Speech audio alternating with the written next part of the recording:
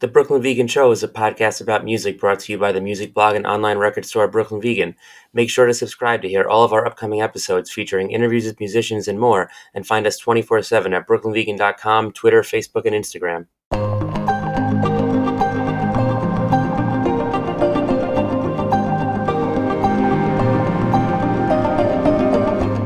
Hey, I'm BV editor Andrew Sacker, and welcome to the Brooklyn Vegan Show's first episode of 2023. I hope everybody had a great holidays and New Year's and had some time to relax and read all kinds of great year-end lists from 2022. If you need more, we've got plenty up on brooklynvegan.com. We've also got lists of albums we're anticipating this year. And our first episode of the year is an interview with one of my favorite songwriters of the past decade or so, Conor Murphy of Foxing. Conor recently put out his second solo record under the name Smidley. It's called Here Comes the Devil. It's a great record. I highly recommend checking it out. And we talk a little bit about that record in this conversation, as well as Foxing's debut album, The Albatross, turning 10 this year, the upcoming fifth album by Foxing, and a lot of other stuff. It was really fun to talk with Conor, and here's our chat. So, hey, Conor, what's going on? Not too much. Just I'm here at our studio about to try to record some acoustic guitars. Nice. What are you working on? A bunch of different little things. Today I'm gonna be working on just a acoustic thing that I'm gonna put out for our Patreon. So I'm not exactly sure what it'll be. It's just an idea I had the other day that I recorded on my phone, and now it's time to record it with good things, good microphones. What else is sort of stirring in the Foxing world right now? Well, we have the 10-year anniversary of our first album, The Albatross, is next year. So we've been working on things for that. I don't think anything that is too set in stone, but we have like a lot of different ideas that we're kicking around at the same time. We want to do something special for it because it's an album that,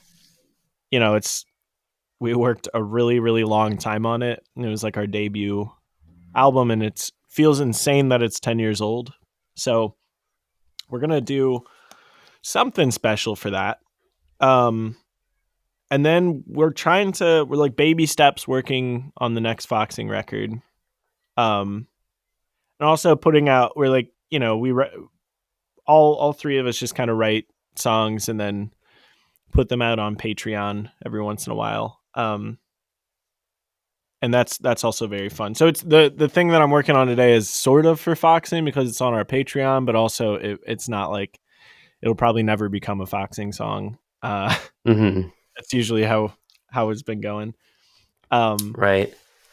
And then I just put out the Smidley record. So that's I've been doing a lot of stuff for that, working on things for that. Yeah, awesome. I mean, with the Albatross turning 10, I mean, yeah, like you said, it's kind of crazy to think. I feel though like we're kind of hitting this point now where like all these sort of, I guess, kind of landmark records from like what I guess was the emo revival or whatever you want to call it are kind of like turning 10. So it's kind of a fun time to reflect. So if you would go down memory lane with me, Yeah. take us back to like Foxing right before that record, like, sort of like playing DIY shows and like kind of getting your footing and meeting other bands. Like how would you describe kind of like what Foxing was doing, what the scene was like back then compared to like what it would turn into 2 or 3 years later? Yeah, man. Well, right before we put out the Albatross, we were playing all of the songs from the Albatross for probably like a good year or maybe two. Because we had written out that album and we recorded it over, I feel like it was minimum 1 year of recording. Because we just didn't have any money and we were all, in college and had other jobs. So we were kind of just going to any studio that would allow us to record for either free or cheap. And I think we ended up recording in, I want to say 5 different studios. Because it wasn't because we were like, this place has great drum sound. It was like, this place will press record for free. Like one of the places was my college, Webster University. I was going to school there for audio engineering. So it worked out really well that we could like have access to a very, very nice studio there. But yeah, it was, right before it came out. Yeah, we played all of these. We would play basements and, shacks, whatever a DIY spot would allow us to play. And we toured with a few bands like Football Etc. and Warren Franklin. I don't know. It was we would do these like little headline runs where we would like tour the country and play to like 5 people at a time at every show. And it was really, it's kind of like just a miserable experience that was also like this formative thing where you're like, it's where you really find like shame playing music in front of such a tiny amount of people. So you're like, you play in front of a lot of people when you're at home, like a local show, and then you go out to Pittsburgh and there's like actually one person in the audience that doesn't want to be there, that like just accidentally like walked into the room and they're like, oh, I guess I should stay. But yeah, I think that like looking back at it now, it's like, it really is awesome. Sometimes we get frustrated with how, I don't know, like turn out at shows or how well an album does or something like that. But then you look back and you're like, man, it was just to be able to tell yourself at that time that this is what you'd be doing now 10 years later is I think all of us would be really, really excited at that time. Yeah, and I mean, a lot of the bands that were kind of, in your circle back then, like some of them aren't even around anymore. Yeah, definitely. I mean, there's so many incredible bands, and we're kind of used to that in St. Louis. St. Louis is so smack dab in the middle of the country where it takes a lot to leave. The closest places around us are hours away. So, and they're not like, you go to Chicago, I guess. But other than that, there's not, you have to drive really far to get to the East Coast or West Coast. So I think a lot of bands here, they make these incredible records and then they just break up and either move away or they, go into different lines of work. So we were really used to watching bands that we were like worshipped when we were young, just kind of make an album or two and then just go away. But it was, I mean, it's crazy to look at like kind of the landscape of all of the bands that we came up with and be like, there's really not many, if any, of them left. Yeah. Did you ever like hit a point in Foxy's career where you were almost like, okay, I feel like we've like crossed that hurdle of like I feel like there's like the maybe like you expect a band to make it a certain amount of years, and like did you ever kind of feel like, wow, maybe we've like cleared that hump of like we're not broken up, we're still here? I don't know if we ever did or if we currently feel that way. It's like, Mm-hmm. I think we've always kind of been a band on the verge of breaking up. It's like, it's not, and not because we hate each other or anything. It's just like, I think we, along with a lot of those bands that we came up with, it's kind of, everybody knew with the style of music that we were playing that there was never going to be like a spike, it was never going to be a moment, like a break where you really become this huge band.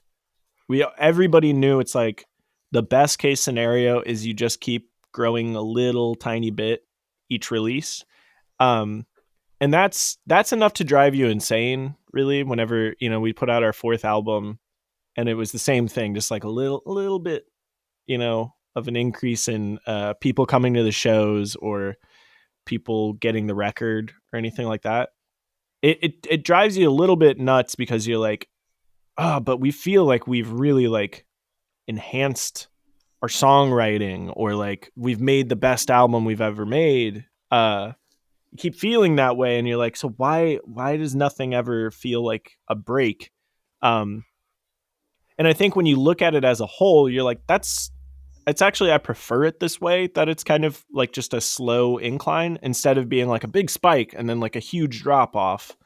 When you look at a band like, I don't like, just as an example, I always think of like MGMT, just like enormous success and then like an incredible drop off. And now they're somewhere in the middle of that. And like that just seems like such insane, career whiplash of where you're at. So I'm kind of thankful that it's been slow moving. But with that being said, it's like when it's just a little bit better each album, and the tours get a little bit better, but you're still doing it nonstop. I think it gets you to a point where you look back and you look at your life in the moment and you think like, is this enough for me being 30 years old to feel good about this being my career? And I think that happens more and more as you get older. Like, I'm getting married next year, and it's like, if we're going to have a family, if we're going to have children or anything, it's like, well, it's not really my income right now isn't enough to support a child. So it's kind of, I think that's kind of the way we're always feeling, is like, when I say verge of a breakup, it's not necessarily like we're always at each other's throats. It's more like we're always like, is this a sign that we should throw in the towel? But again, it's always hard to do that when it's like it gets a little bit better each time. Mm-hmm. Well, first of all, congratulations. Thank you. Yeah. And yeah, I mean, I feel like, I hope this doesn't come off the wrong way, because I mean it positively. But I feel like with Foxing specifically, there's like always been this narrative of like, okay, like Foxing did it this time. Like, this is like the record. It's like blows away the last one. It's so ambitious. It's going to be such a thing. And then it's kind of like still just for diehards. I tell you, that's you're preaching to the choir. That's how. I do feel like that like ties in a little bit to your last question. It's like, I think something that happened that was to our disservice really early on, and probably, well, I don't know if it's to our disservice. It's probably the reason why we're still a band, is that really, really, really early on, like when we put out the Albatross, it was truly, I mean, nobody gave a shit about it. It was like not a big album. People look at it now and they're like, that's a classic of the fourth wave emo or something. Mm-hmm. That means nothing. That's like, it's a classic to maybe like 500 people. But it's like, when that happened, I think we had enough people in these basements, that we were playing, going like, it's so cool that we're seeing you in a basement, because I know that you're going to be playing in like a theater soon, or a stadium or something. And then the second record we put out, same thing. We're playing tiny, tiny clubs, and people are like, it's so cool to see you here, because, like in a couple of years, we're not going to get tickets for less than $40. It would be things like that. And it's like, you always laugh it off and you're like, all right, yeah, that's funny. But I think that does something to your brain where you hear it enough times and you're like, this is what we're doing is important. And like, you bite off a big thing, like how Near My God, we were like, we're going to swing for the fences. We're going to make a long, long record, and it's going to be like really experimental. And it'll be like, this is going to be like a formative thing that we made. It's going to be the landmark in our career. And then it's exactly what you said. It's like a few people come up and they're like, wow, what you just did there, that's crazy. And you're like, oh yeah. But then you look around and you're like, nope, it's just, it's for diehards. It's exactly what you said. Mm-hmm. And I mean, like we talk about the whole emo revival, fourth wave emo thing. I mean, I think like in a way, like I feel like Foxing has never really been an emo band. But with the Albatross catching on sort of so quickly with that scene, and then like Foxing getting lumped with that world, and then when you make these records that aren't that, I do wonder if that's like, worked to your detriment in a way. Like, people are expecting you to be a band you aren't, And then when you are being the band you are, the people you should be reaching, they might be like, they're just an emo band. I feel like it's like I, this classic conundrum. totally. I think I think you're totally right about that. I think the biggest thing to our detriment has been, in a nice way, how eclectic we've been, but in a more critical way, I think the biggest detriment has been how unfocused our discography has been. And again, I really do think of it as both things at the same time. It's unfocused, but that's really because we're human beings and we try to make the most sincere thing that we can, which is by nature eclectic. It's like, you know, uh, the Albatross is a record written by people in 18 to 24. The Draw Down the Moon is written by people that are 28 to 34, something like that. It's like, you know what I mean? It's really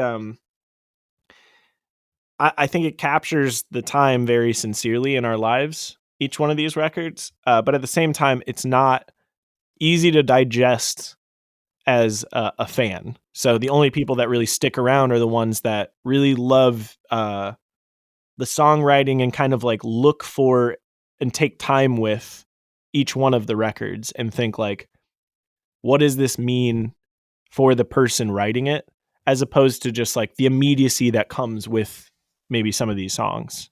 And as a fan of music, I don't really think that I give any artist that amount of attention. Like, I think if I was outside of Foxing, I would look at our records and go like, this is an unfocused mess.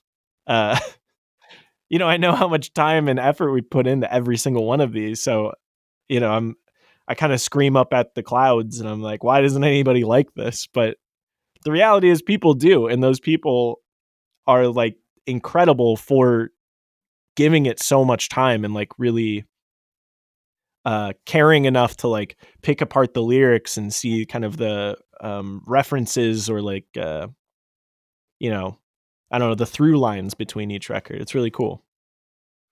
Yeah, and I think like a lot of music fans like appreciate if you're just doing what you want to do, even if it's not what like maybe your current fan base wants in that moment, like at least people can come back around to that. You can challenge listeners. They can be like, oh, I didn't really want like a synth pop record from Foxing, but maybe like in 2 years they might. But if you're just like, here's the Albatross Part 2, the Albatross Part 3, like that can't really become rewarding later on. It's just repetitive.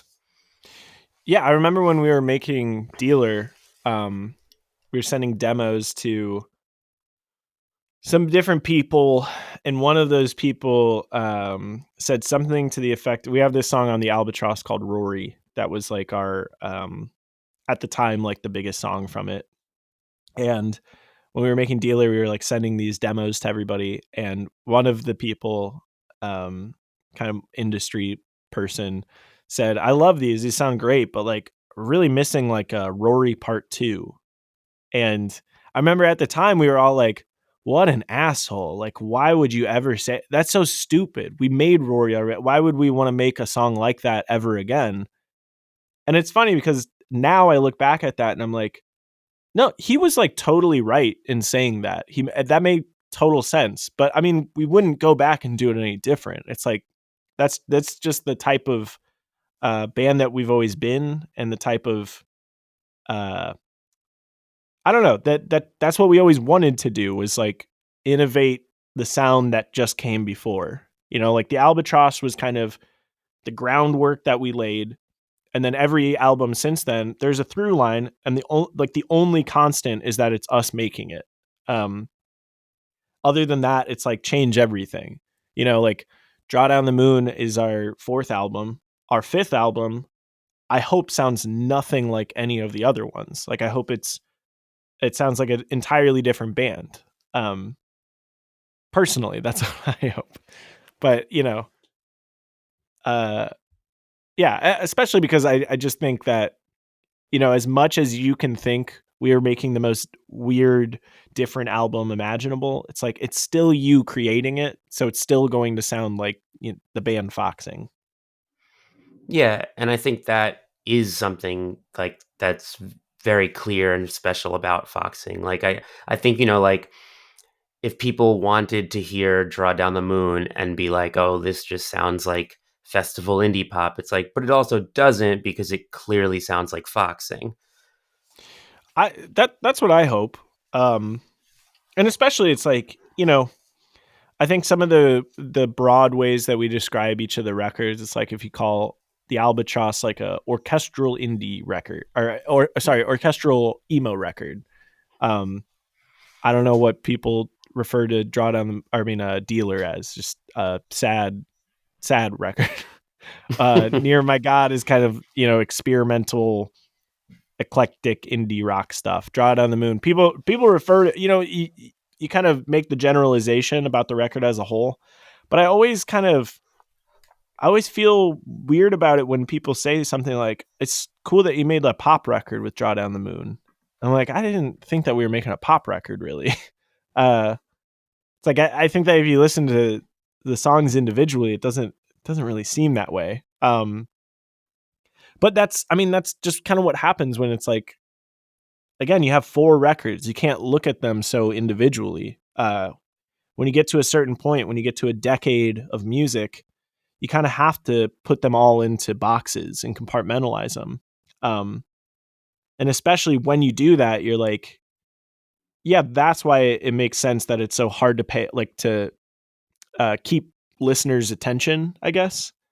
Because it's like, I can't trust that Foxing will make a record I like, because they make things that are too different from each other. So I do appreciate that in some regard.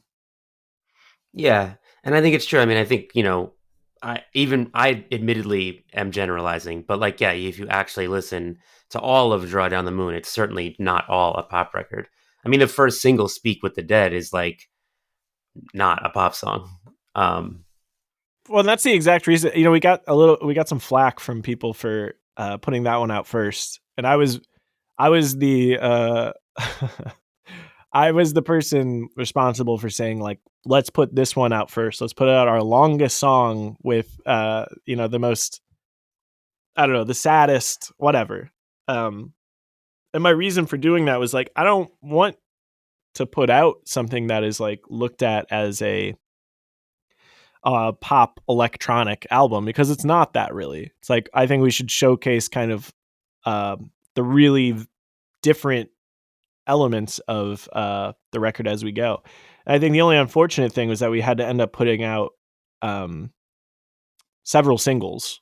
It was like almost half the album was out before the album, but that's kind of just like, again, we got flack for that as well, but it's like, yeah, well, it's we're in a pandemic and we can't tour on it. We don't know if when we put out this album we'll be able to play it live. It's like, we had to make the rollout be really, really long because of that. Now, have you considered doing the whole sort of like surprise release or no singles release type thing, or is that just like reserved for A-list pop stars based on just like, what's the word I'm looking for? Like, they can afford to do that. Well, that's the thing. I think that's,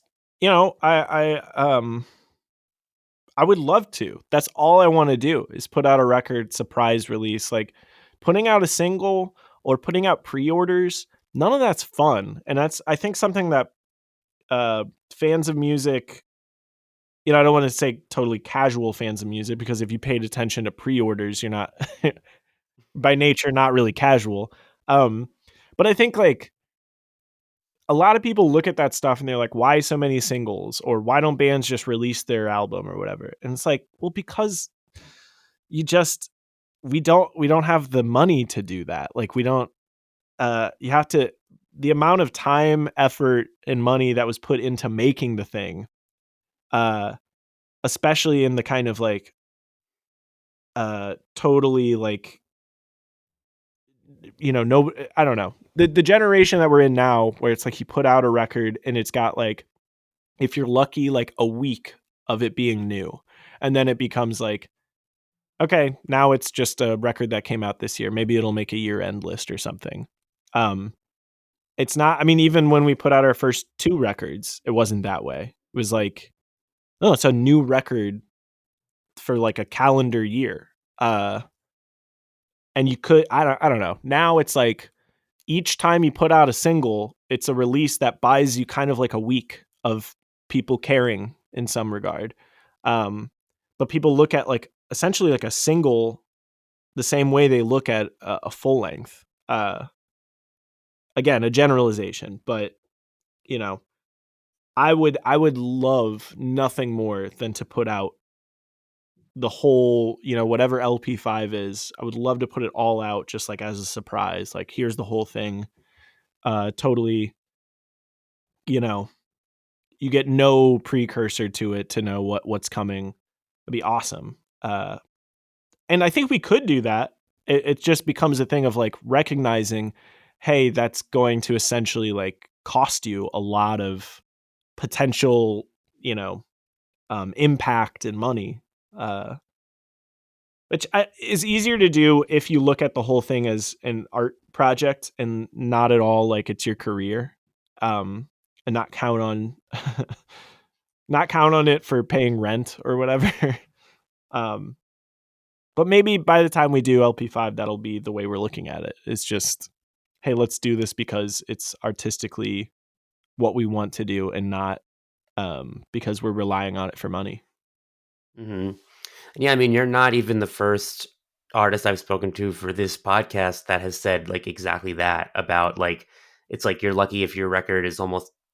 We just did an episode with Rich from The Sound of Animals Fighting, and he was like, even Beyonce is lucky if her record is like more than the 1 week. And he was like a little bit exaggerating, but like he made a point, I think. And I'm like, you said it, it wasn't even like this when the first two records came out. Like, what do you think has changed? Because I'm seeing it as like someone who writes about music every week. Like, I feel more overwhelmed than ever. I'm like, I feel like I'm going through like dozens of albums a week that are of like genuine interest to me. And I'm like, was it always like this and I didn't realize it? Or like something has changed? I think there's a lot of things happening at the same time. One of them is that our access to music is so vast and musicians' access to us is so much easier. Like when we put out the Albatross, I was just thinking about this the other day, that when we were putting it out, we were so worried about when we were sending it to friends that it would get leaked. It would be put on, whatever, like file Like sharing. Mediafire or something? Yeah, Mediafire. That's what I was looking for. Somebody is going to put it on Mediafire. Like, don't send it to too many friends. That is so laughable now. Like, who cares if you sent it out to everybody and then they put it on some kind of file sharing thing? It's like nobody would know that it's out, because if it's not on streaming, if it's not on Apple and Spotify, it's like it doesn't exist. But now it's like if you put between that and also social media and being able to announce things, you're essentially, it's like a big press release every time you tweet or say anything, like you're hello, a baby. I am. Ryan, who we share the studio with, just brought his baby down here dressed up in Christmas stuff. Yeah. Anyway, I think that's a huge aspect of it, is the accessibility between fans and artists. Because it's like, I wouldn't say that there's more people making music. There's slightly more people, because also home studios are so much readily available. It's like, anybody can make a record right now. And I think that it also ties in. It's kind of like it's always been, where it's like your personality kind of is so much a part of you as an artist.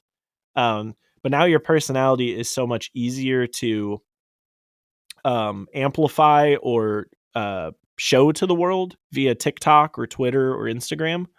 If you're like a really cool person and a fun person, you make a record, people really see that, like if you're if you're an influencer and you also have like a pretty good voice, you're like, hey, you got a real shot at making a record that has a huge impact. Um, I think that all of those things drive me insane. Like they drive me really crazy. But I'm also like I'm getting to the point where I'm like a grumpy old musician. Where it's like, well, that's not the way we did it. We had to grind. The only way to do this was to go out and tour and like meet people in person. Um, and kind of, I don't know, like blaze our own path. And now, I mean, you know, all of that work is kind of done via TikTok, Instagram, Twitter. Um, which is, I feel like if you talk to somebody significantly younger than me, they would probably be like, that's a really good thing for music. I don't know who's right. I hope for their sake that they're right. I hope I'm just being the grumpy old man. No, I feel you. And I think, I mean, I also think a big part of it too was like just the pandemic and like the fact that it was physically impossible to come up the way like you came up. Um, like, I mean, just comparing, the sort of fourth wave emo revival era to like the sort of now like fifth wave emo that we're in. Like I remember my first Foxing show. It was at South by Southwest.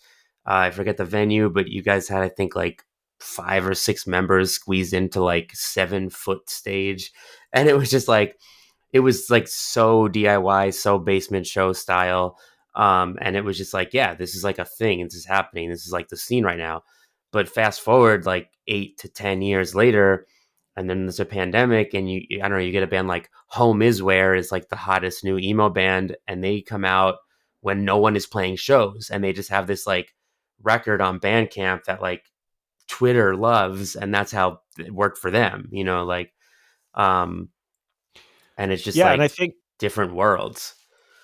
I think that it's funny because it's like, I look at, so like Home Is Where, they, on top of the fact that, like their record is so good, their debut, the I Became Birds record, it's so Mm-hmm. good, and they are so magnetic to be around. All of them are just great people that you just want to be friends with.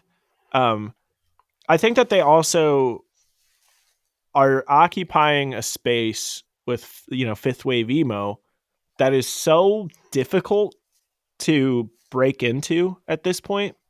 Where again, that same thing I was saying, where it's like, the Albatross might be like a classic to 500 people. It's like Home Is Where might be a hot new band to like 500 people. It's more than that. I'm Yeah, really maybe like exaggerating, 500 but per city. yeah, exactly. Yeah. But I think that it's such a hard space to occupy, and on top of that, to make your music be um, experimental or avant-garde, or uh, I don't know, have a harmonica in, in your songs, whatever, to play a musical saw throughout. It's like I respect that so much. I think um, I think it's never, to me, it's never like I'm upset with the artists that that it's working for them to do things via Twitter or TikTok or anything like that. I'm actually like really happy for them that that's happening. I only wonder if it's like better or worse for our brains as fans of music to consume so much at the same time. Uh, you know what I mean? It's like you were saying like as a writer, it's like I got to cover like 50 bands that put out new music on this Friday, and that's like not all of the releases. That's just the ones that like I'm supposed to think about. Um, there's hundreds and hundreds of bands putting out music every Friday, like full length records, or EPs or whatever. Um, you know, I don't know. I guess I wonder if it's good or bad for our brains that it's working like that. Uh, I'm not a psychologist or a an expert enough to actually make that distinction, but it doesn't feel good to me, Yeah. I guess. It doesn't. I mean, I go ahead.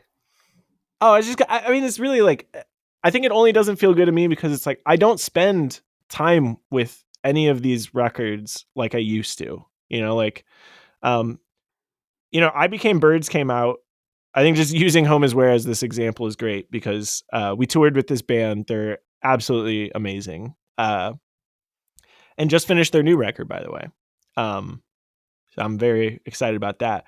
But like I Became Birds came out. I remember seeing it in kind of like a sea of a lot of like fifth wave emo conversations and sort of like whatever Twitter kind of discourse stuff. And I listened to it and I was like, this is great. This is wonderful. But that's about as far as I went with it. Was like one listen through.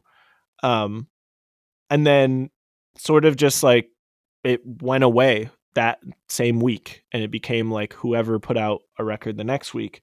And then when we went on tour with them, is like leading up to that, I was listening to it more. And then especially seeing it live, I was just so enamored with the whole thing.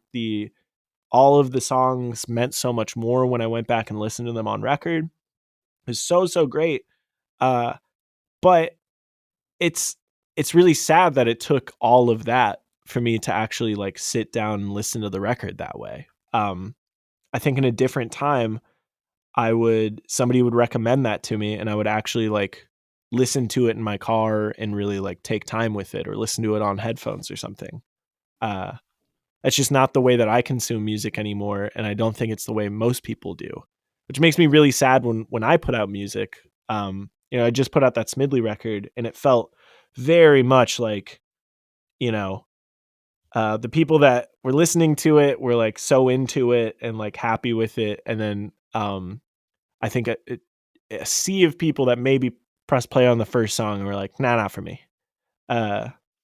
It's really sad. It's like you work so hard on something and like for people to not really take time with it or give it a fair shot is a bummer.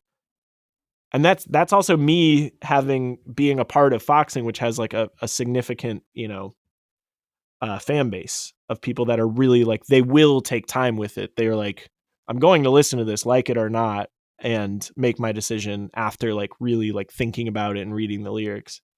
It's so much harder for smaller bands to Yeah, for make a sure. debut that people will actually take time with.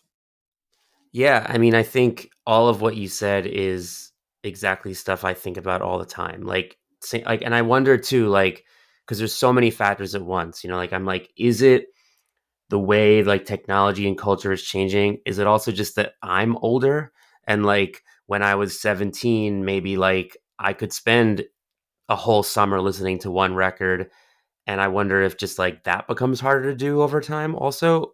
But it's probably everything at once, and yeah, I mean, I wonder this stuff too because I basically am what you described. Like, I kind of miss like really living with an album and just like listening to it again and again and again and like finding new things. And like now the norm for me is like if I'm listening to this past the week it came out, it's like kind of a big deal. And like the amount of artists that I fall in love with now on that level that I did 15 years ago or something, it's a lot smaller. And I do think that's probably to some extent just always been the case for music listeners.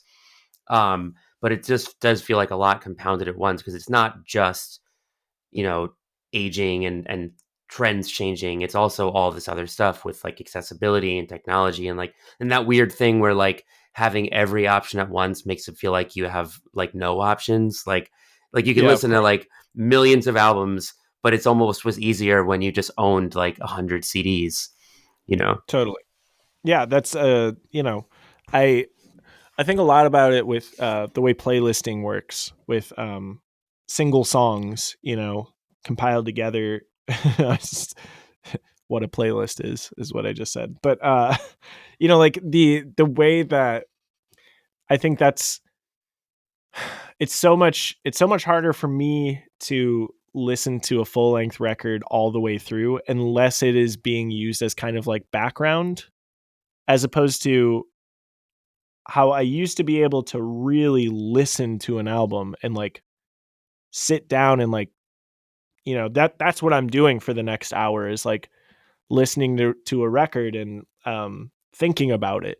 I think about it all the time. The Sufjan Stevens album, Age of Odds, that was like one of my favorite albums, and I was so excited for it to come out because I was a huge fan of Sufjan Stevens, still am. And when it came out, I just remember me and a friend, we bought the CD at Best Buy and we went and threw it in my car, and that's just what we did. We just sat in the parking lot and like listened to it. And we weren't talking, we weren't doing anything. It was just like, no, we're just listening to this great thing. And then after it was over, kind of talking about it as if we just watched a movie. Uh, that and I really, really hope that people still do that when albums come out. It's just I don't ever do that, I guess. One of the closest things is like the Alex G album came out, and I was like, oh, I'm excited to listen to this. This is gonna be good. But I still didn't listen to it. It's so good. But I wasn't paying attention to it while I was listening to it. It was like, I put it on and like went to the gym, or, put it on while I was doing dishes or something. It's like, it's not nearly the same thing. I don't know. Again, this is all like, a lot of what's the word? I'm projecting myself onto the world right now and saying like, this is, we're all fucked because I can't listen to a record anymore. But I do feel like when I talk to people, they say the same thing. It's like, this is I mean, we're in a place where it's like we like playlists and we don't, and again, people wonder why artists put out so many singles. right. No, I mean, full circle. But yeah, no, I mean, like everything you're saying is, for me, it's relatable. I'm sure it's relatable for a lot of other people. And if it's not, it's just interesting to hear different perspectives. But yeah, like you mentioned your own Smidley record. Like, I personally don't think that's an album you can just throw on and do dishes to. Like, I think it feels like you do have to immerse yourself in it. It's a little weirder. It's a little deeper. Like, there's a lot there. It's rewarding when you do. I hope people do it. But it's not the kind of record that's like gonna have a song on a Spotify curated playlist, and it's just but like, why won't they do that? But I did want to ask about that record though. Yeah. So like when the first Smidley record came out, my perspective as a fan was like, okay, this is like Conor can make maybe something that Foxing wouldn't do. At this point, I feel like, what could Foxing not do? Like, it just seems like there's nothing off limits for Foxing. So I'm curious, like, what exactly made it a Smidley record? Like, what about those songs where you like, these aren't for the band, these are for me? I think that when I did the first Smidley record, it was really a matter of, I wanted to prove to myself that I was like capable of writing songs by myself, because I'd just been in bands since I was 12. And it was like, I wrote songs, but like with other people. And it was the first Smidley record was the first time where I was like, I'm going to do this on my own. And I did that, and I was so proud of it. I was so happy with it. And with, whatever, 5 years later, it's like, it was more a time where, when we made Draw Down the Moon, it was a lot of, write out these full songs, bring them to the band, and then we figure out how to make them into Foxing songs, which is such a fun experience, but also frustrating, because you kind of have this idea of how a song will kind of come to fruition and how a concept will come across, but it's not just yours. It's, you share it with other people, which again is fun and makes the thing better, in my opinion. It makes it better because it's not one person's, like a delusion of a bunch of influences and ideas. It's actually three people coming together to make something that is equal parts a compromise and also an amalgamation of what they all three love at the same time. I think that's really cool. but it does frustrate. I think it frustrates everybody that writes songs. It's like at a certain point you're like, I just kind of want to make something that is entirely like, you know, start to finish mine. Um and so that's what this one was, and it was really I think it was more where the first one was I want to prove that I can do it. This one was more I want to completely own something all the way through, which is why I played all the instruments on it. I brought in a few people to do like solos. And then Eric, the guitarist of Foxing, who also produces everything for Foxing, mixed this. So I had plenty of help with it, but for the most part, it was like the most mine that of something that I've ever made. And it was self-released. So like I got to like actually own the thing that I made. Um, so with all of that in mind, it's like I kind of before it came out, I was like, this is just having gotten to the place where it's mastered and it'll be out and people will be able to listen to it is like, that's all I really wanted was, I accomplished everything that I wanted to accomplish with it. And then everything that comes from it afterwards is a bonus. If people like it, is essentially a bonus. Mm-hmm. Are you planning like touring for it or anything? I really, really want to. With the Smidley stuff, I've done 3 tours with it that were all like support tours. I've never done a headline tour. So I really want to do a headline tour in the new year. And then, do support stuff as much as I can. So that, I love playing these songs live. We just did our first shows with we played with Bartees Strange. It was funny. It was like a 2-piece for Smidley where it was just me and the drummer that I work with, Jack Middeke. He's a really great drummer, and the two of us just we played to like tracks and guitar and drums. It was really, really fun. And I love the best part about the Smidley stuff is that it is where Foxing is a very serious, like, we go as far as we can to make it the best like spectacle of a show and make it really cool and emotional. The Smidley stuff is just a very carefree, fun thing. While it's also supposed to be good, we do play the songs as good as we can.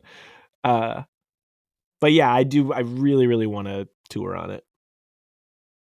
Speaking of Bartees, you play on his new record, right? Yes. How did Yeah. you get linked up with Bartees, and how did you come to collaborate with him? It's funny. Bartees and Eric have been friends for quite a while. Again, Eric, the producer guitarist of Foxing. So they talked for a long time, just about music stuff, like well before Live Forever, his first record. And they would play FIFA together all the time. And at a certain point, Eric was like, yeah, my friend Bartees is putting out this new record and, it's so good. And then it blew up and, was critically acclaimed. And I think around that time, he said something about the Foxing record. He really liked the Foxing record. And then we were messaging back and forth and I was just like, I really love your music. I think it's awesome. And, I hope that we can all work together and tour together at some point. And then he just threw out, and I'm sure I said something about like, if you ever need anything, or want to work together, let me know. And then it wasn't long after that he reached out and said, I'm working on this song. I want to put like a trumpet part in this. Would you be interested in doing a horn arrangement? And I was like, of course, yes.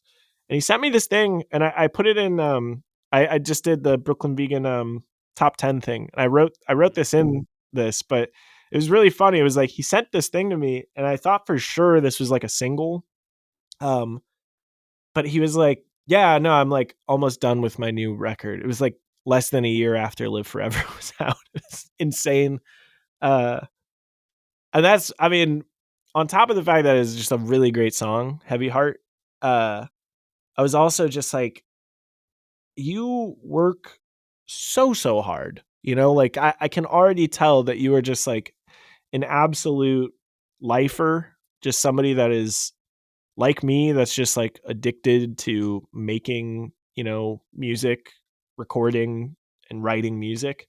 Um, that is, I don't know. It's just really cool to see that when you're, um, I don't know, in the place where I am now, where I'm kind of like jaded and, uh, I don't know. Again, like I'll always on the verge of being like, maybe I should stop making music or something. It's great to see somebody like that who cares so much, um, and wants to work all the time. Uh, it's just a very inspiring thing. So I was so happy to be a part of it, and that song rules. It's so good. I played with them on those shows that Smidley opened. Uh, Oh, nice. yeah, and it was really really fun. And also that his band is absolutely insane good. I don't know if you saw them when they came through New York. I saw Um, them at Governor's Ball last year. I don't know if it's the same band or not. I think it's mostly the same band. Yeah, well, they were Um, great. yeah, they're one of the tightest bands I've ever seen. And it was funny. It was like watching them. I'm like, wow, they are so good. And then when I was just playing trumpet with them, just being on the stage with them, I'm like, this band is so together at all. They're all so locked in, and all of them are like producers. So they all really care about the way everything sounds. It's not just kind of like a plug and play, like jam around thing. They care so much about it. It's like, I don't know. I mean, it reminds me of, you know, I don't know, seeing just any of, any band where you walk away, after the show. Like I remember seeing, Yola Tango, and just like leaving the show and being like, this band has been playing together for so long, and they all give a shit. They're all like really locked in together. That's what Bartees was like. Yeah, that's awesome. I mean, I definitely think I don't. This will also sound kind of jaded and grumpy, but I feel like in this now that like you one person can make a record at home and it can really take off. You see a lot of like bands formed so this artist can go on tour versus like bands form as a band. And so I feel like sometimes, not going to name names, but sometimes you see an artist, you're like, I love your record, but it kind of looks like you just hired someone to play bass and they're maybe not gelling with you. And so when you see a band like really like everyone's locked in with each other, it's just like the best feeling and so inspiring, I think.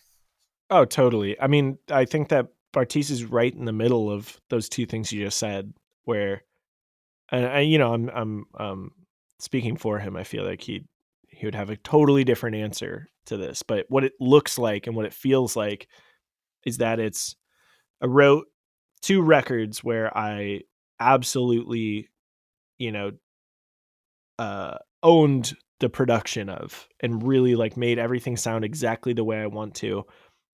So it's like bringing in a band where it really feels like a band, uh, where everybody is understanding the ultimate vision for it. So it's not necessarily like it's a band where we all kind of like collaborate and make a new thing out of it. It's more like everybody understands the vision. It's almost like rule one is like, you know, bring the best version of what's on record to life in front of people, so that they're seeing like, when I saw them, I was like, all of my favorite songs from this record have completely flipped. It's like the songs the song Cosigns on his new record, I was like, this is actually my favorite song on the record now that I've seen it live. It's crazy. And again, I think that is a huge part of that is that band really all kind of gelling and being on the same page. Like, this is the ultimate goal here. It's Yeah. very cool. And yeah, I mean, of course it's, totally possible to do that. Like not I don't want to diss anybody who's like a solo artist with a band. Obviously, that's No, but yeah. yeah, it seems like he's really assembled a group of people who really do share his vision and like bring it to life. And I think that there's also a level of some artists are really, really great solo artists that aren't necessarily like natural band leaders. Um, and then some people are really, really great band leaders that can like lead a jazz quartet just, naturally so well, but not necessarily great songwriters. I think that, he's just somebody that can do both. And it helps when you have just world class musicians uh, who are For just sure. so talented in the first place. So you've mentioned foxing LP5 a few times during this conversation. Um, I remember reading, I think it was Michael Tedder's interview with you on your last record, or with the whole band. And the article said that Foxing's next album could be the angriest, heaviest thing they've made yet. Going full Slipknot is not off the table. Um, how much does that quote still hold up compared to what you've been working on? Oh, it's what we want to do. It's so hard because there's so many things in the way of making it be. I'm literally looking at a Slipknot sticker next to a Deftone sticker on the computer right now. It's it's we love heavy music a lot, and what we want to do is make something that is uh an uninhibited, angry, distressed album, because it's kind of, I don't know, it's just natural, I think, to feel angry and distressed right now in the world. And I don't know, as an artist making a fifth record, with a decade under your belt, it's like, you want to let off some steam.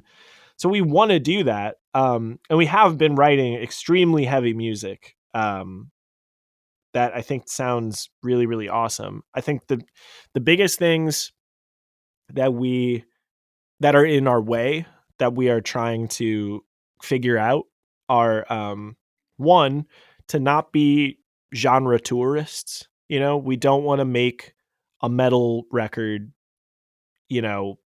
as indie rock guys. We want to make something that we actually that would stand up to people that like heavy music, which is why it's metal is not the right word. I don't think we're making anything that is purely like, it's not death metal or anything like that.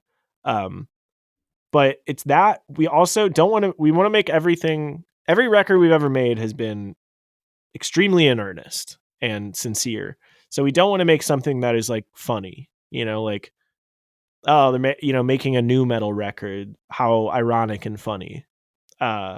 That is, so far from what we want to do. And even just those two things are really difficult to navigate because, we're not practiced at, like, my scream is not like a great metal scream or, screamo scream. It's just, it's me yelling full voice. So I've been practicing different styles of screaming, to try to get more longevity out of my voice, but then also to kind of have like a different sound to everything. Um, and then on top of that, we're trying very hard. Like every time we get together and work on any of these songs, we're trying very hard not to like, force ourselves into a corner of saying like, this is going to be like a heavy, uh, loud, angry album. It could have, like acoustic songs or like electronic songs or something. Um, so I think all of that being said, it's like, yeah, I Slipknot is not off the table still. And I really, really hope that it ends up becoming, something really angry. And we've been talking about maybe it makes more sense to do like a shorter thing, like an EP or something like that, to really like, not break off like 2 years of working on something and then get to the end and be like, this feels like genre tourism. Hmm. Well, man. even Slipknot have acoustic songs and, They quiet, pretty do, and stuff. I don't like those though. Really? I actually really I'm like I'm a Slipknot's pretty songs. I think they're here's the thing with Slipknot, I appreciate um Corey Taylor singing stuff. I appreciate it a lot. He's got an incredible voice. To me, I think the first two Slipknot albums, self-titled and Iowa, are the ones that I gravitate towards so much because they feel evil in a lot of ways. It's like it feels like something I'm not supposed to be listening to. And it was because I wasn't supposed to be listening to it when I was a kid. Um, and that's the kind of thing that I kind of always focus on with heavy stuff is the things that actually put like fear in your heart. Um, but I don't know. I mean, I'm so uninformed when it comes to heavy stuff. I have to like really uh really listen to John and Eric because they're way more versed in metal and heavy things. I just know the things I like. I guess that's it. Right. Well, I hope we get some heavy foxing because I can see it, and I think you have a great scream. Thank you. Um, and yeah, and it's like when I read that, I was like, wait a minute, like I could picture this already. It sounds awesome. So I'm keeping my fingers crossed for some heavy foxing. I hope so too, and I feel like I've talked about it a few times where I'm like, yeah, we want to make something really, really loud and angry, and I feel like it's building up, like we have to do it now or something. But Hmm. we might not. The next thing might be like an acoustic album. You never know. And I mean, sometimes the really heavy stuff and the really acoustic stuff go together really well, you know? I mean, I know you have a close relationship with like Manchester Orchestra. I feel like they sometimes have kind of metal songs on the same record as like folk songs. Oh, totally. I would love if this record was like Iowa meets Carrie and Lowell. That'd be cool. Yeah, that would be cool.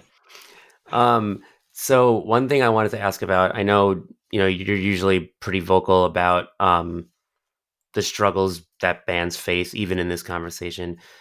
Obviously, one of the big things happening right now is this big conversation around like touring and like the finances behind it and how feasible is it really. I was just curious, like, what's your take on sort of that whole conversation? I think it's always been rough to be a touring musician, and I think now more than ever it's so miserable to not just deal with how little you make at the end of a tour, but also to kind of have to deal with the discourse around it.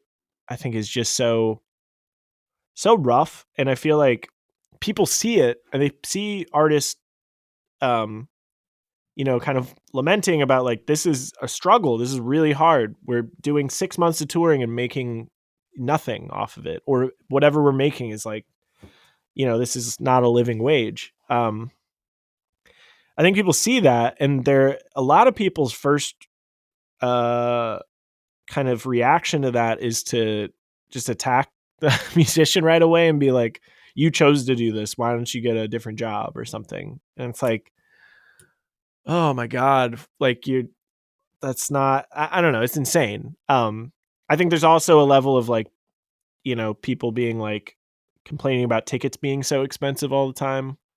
um and you're like, I feel like or merch being too expensive, that's another thing that I keep seeing. It's like it feels like the only thing that people expect to be recession proof is live music. They're like, this is you truly like the gas that you put in your car to get to the show.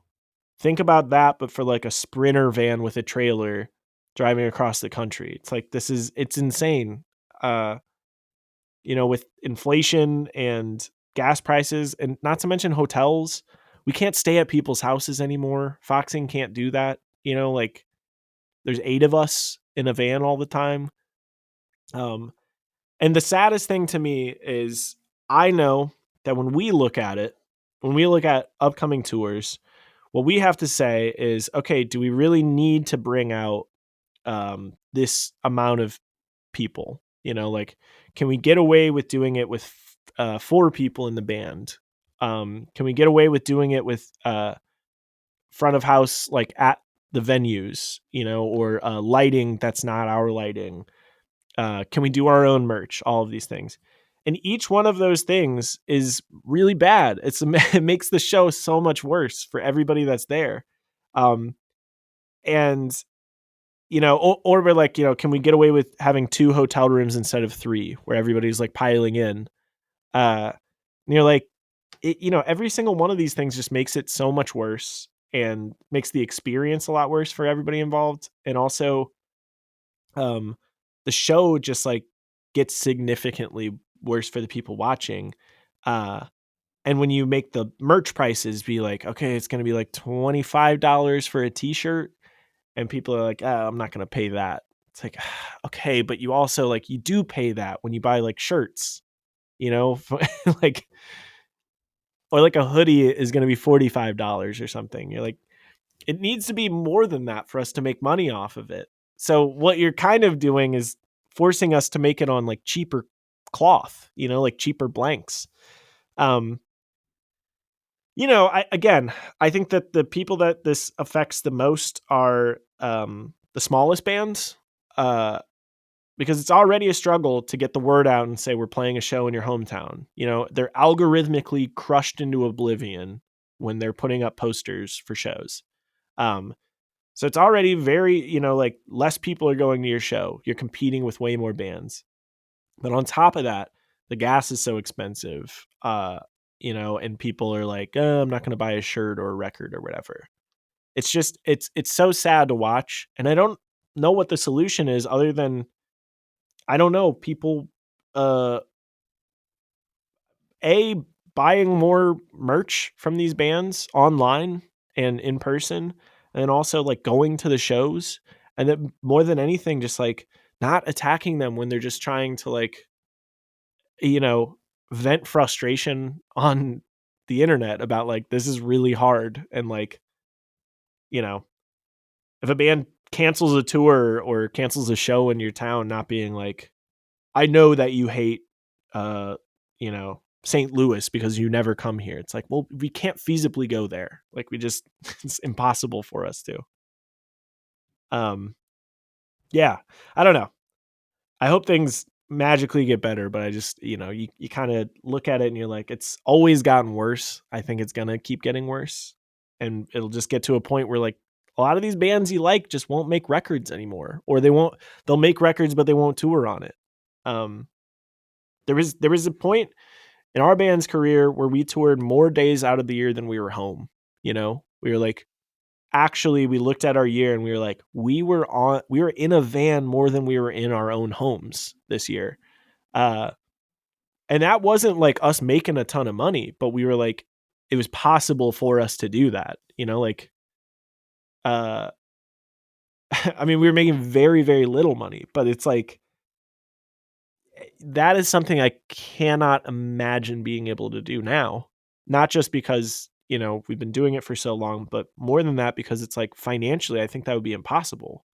I think, yeah, it's just, it's sad to look around and be like, a new band that's making a debut album, that you love. It's like, chances are they're not going to be around for a super long time, because it's just like, it doesn't make enough money to put it into another record.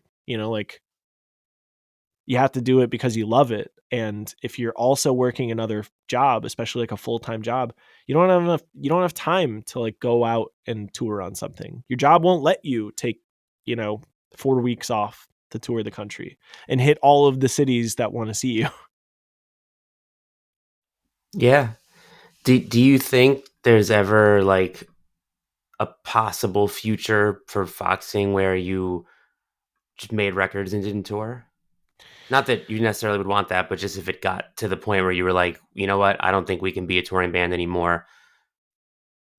I think that, I mean, I don't know. It's like, I fear the question, just because it is so much, for me, it's such a integral part of our band. Um, since I was a kid, it's like, this is what I knew I wanted my job to be, was to write, record, and perform music. That's it, and it's really sad to look around. And again, it's like, I recognize the privilege of my situation. We have a great fan base. When we tour, we play to, average of 300 people a night. That's amazing. That is such a incredible thing that I'm so thankful that we have. But I can also say that it's like, the amount of money that comes in from doing that per year is so much less than I'm sure people realize. I'm always tempted to like, tweet a picture of my taxes or something to be like, this is what we made this year. It's like, if you think that bands smaller than us are making more, like, you are vastly mistaken, and like, maybe cough up $5 more for a t-shirt or something. I think personally, I don't think we would really put out music if we couldn't tour on it. I think I would personally, like, I would put out like Smidley records or something, but for us to come together and make a Foxing record, I think is such an investment of time and money that it's like, to do that and for it to just be released like digitally, would be, I don't know. It would feel really weird and seems impossible. For sure. Yeah, that makes sense. Well, Connor, this has been awesome. Do you have anything else you want to add before we go? I don't think so. I think that's I don't think I have anything to plug. All right. Well, in that case, thanks so much. Thank you so much. Thank you for having me, and to everybody at Brooklyn Vegan, thank you for always covering the things that we do. I think it's I don't know. It's my favorite of the music sites. Brooklyn Vegan's awesome. Well, that's super nice of you, Connor. It's our pleasure.